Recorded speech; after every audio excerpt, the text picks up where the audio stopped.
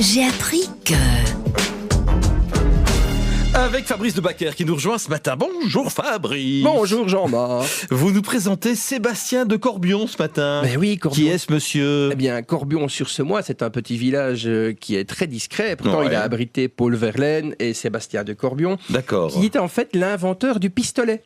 Je ne savais point. Le principe du petit fusil. Donc, il y a pas beaucoup de sources qui en parlent, mais il se trouve qu'au XVIe siècle, vers 1520 par là, Corbion appartenait au prince-évêque de Liège, et que donc les Français, les Allemands faisaient la guerre pour l'Italie. Bon, maintenant on fait du football, c'est différent.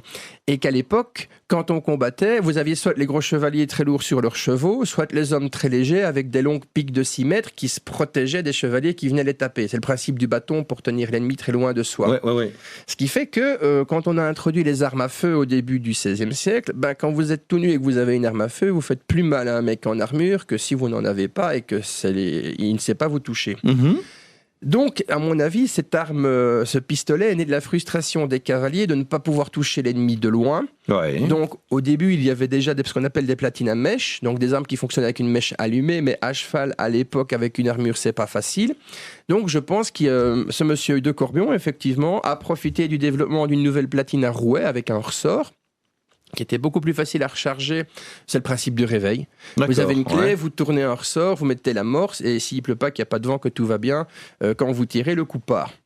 Seulement, pour pouvoir porter cette arme-là à cheval, parce qu'un chevalier tout seul face à des gens qui tirent, ça va pas loin, à mon avis, il a utilisé le principe du canon scié et de la crosse sciée. Et ça s'est appelé le pistolet par raillerie.